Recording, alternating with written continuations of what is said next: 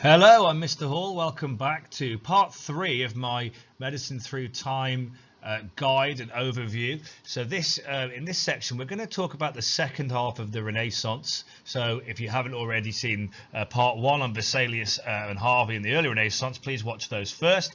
But let's get started, shall we? So the first man I think we need to talk about in the second half of the Renaissance is this guy, and he does seem to come up on exams quite a lot. This is Thomas Sydenham, a gentleman known as the English Hippocrates. Now, sometimes that can become confusing because when we think of Hippocrates, we might think of the four humours. Really, Sydenham wasn't happy with the four humours. He didn't think that every illness could be explained away by the influences of the weather or your balance of your humours. So he worked hard to think about individual illnesses and their individual symptoms. There's a few of his phrases on the screen here. But the important thing to think about is that he was an outside of the box thinker. He ultimately believed that each illness could actually be kind of categorized like plants almost, and the illnesses were there were different types of illnesses with different names. And he was also very, very cynical about doctors and whether they were actually doing any good. And some of these quotes here, do sort of suggest to you that he thought that often doctors were making things worse rather than better. So let's have a look at his book and think about kind of the role that played in the period of the Renaissance. So his book, Observations Medicae, or Medical Observations in English, published in 1676, so we'll get that reference, was really a far more important text of the time than Vesalius and Harvey's work. Harvey and Vesalius's works weren't really practical texts. They were books on knowledge to show you what they knew. This text was basically had lists of diseases, and for the first time, Sydenham was able to jot down specifically what the symptoms were. So he was an expert in gout, something he suffered from himself. So he wrote down about the symptoms for gout, arthritic knees and everything like that. His links to diet. He wrote down about a disease called hysteria, which we would understand perhaps now as anxiety and mental illness. He wrote down, he was the first man to actually write down the differences between scarlet fever and measles, two diseases that they thought were almost identical.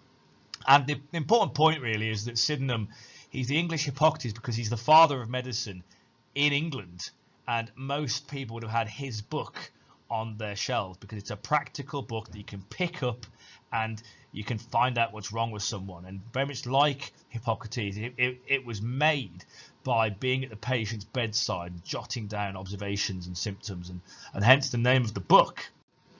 Now, the other element to discuss when we talk about the late Renaissance is this group of men. These are the Royal Society, and the man in the middle there was the founder, a guy called Sir Christopher Wren, who many of you might know was the architect for St. Paul's Cathedral.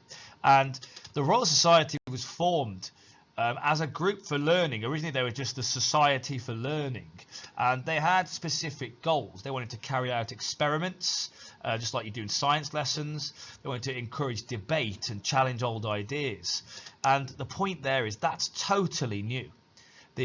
What we call this is a humanist or a rational approach to not just to medicine but to science. And this is the beginning of this kind of age of the scientific revolution. So this is a group of learned men, almost like a Facebook group today, and they are dedicating themselves to explaining the world in humanist terms, which was totally different to the Middle Ages, as you can imagine.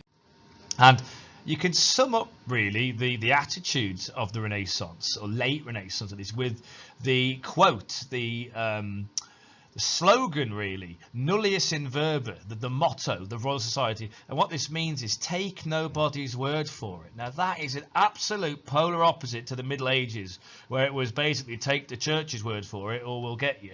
Now we're going to explain things in our own way, to our own means, and we're going to test it. We're going to share ideas, and that ultimately is the important thing to realize about this age of science. And it's important as well to be able to tell the examiner examples of the work they do. And Before we get into that, to really kind of hammer here, the Royal Society, it's royal because King Charles II endorses it.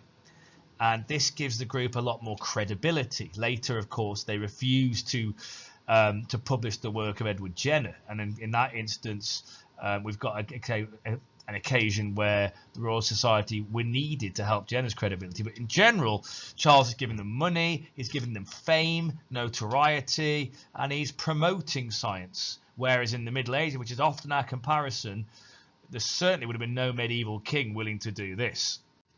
And ultimately, nice to have some examples. And it's a hard one to remember, but the group do have their own journal. Many organizations have their own magazine and things today. Philosophical Transactions was a journal where scientists could contribute, could write pieces, and then it would go be printed by the printing press, and other scientists could read and challenge their work. This is really what the Royal Society were all about. Examples: Richard Lower performed a blood transfusion using blood of a sheep and a human. Sometimes these things work, sometimes they don't.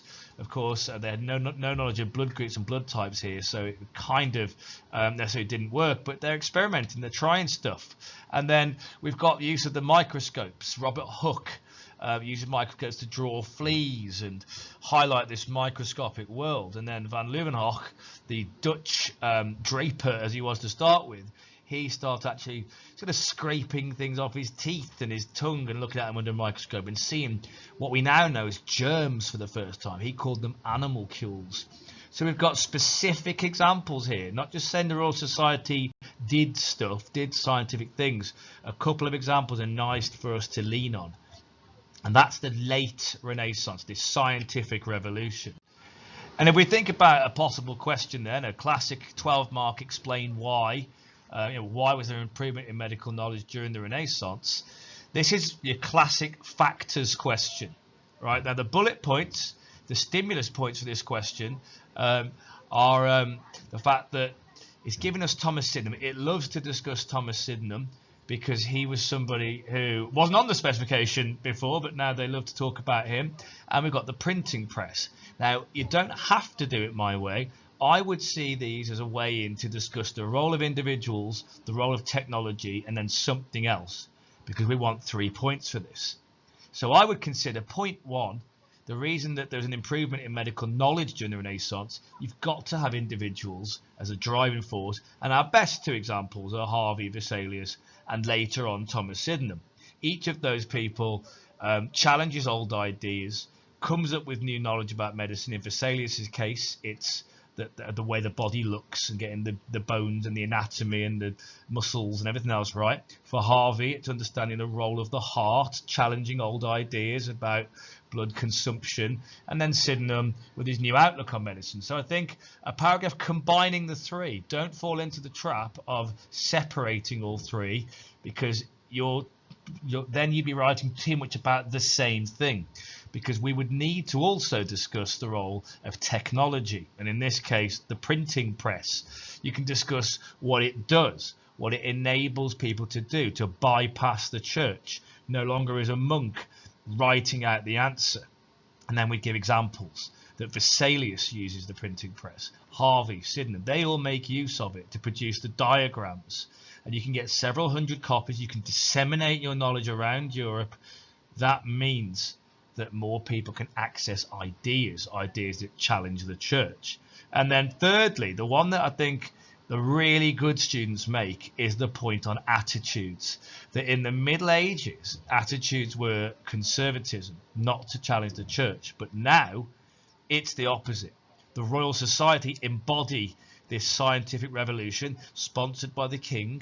We would write a paragraph about these new attitudes, take nobody's word for it, humanism, rationalism. Those words would be, absolute heaven to an examiner's ears.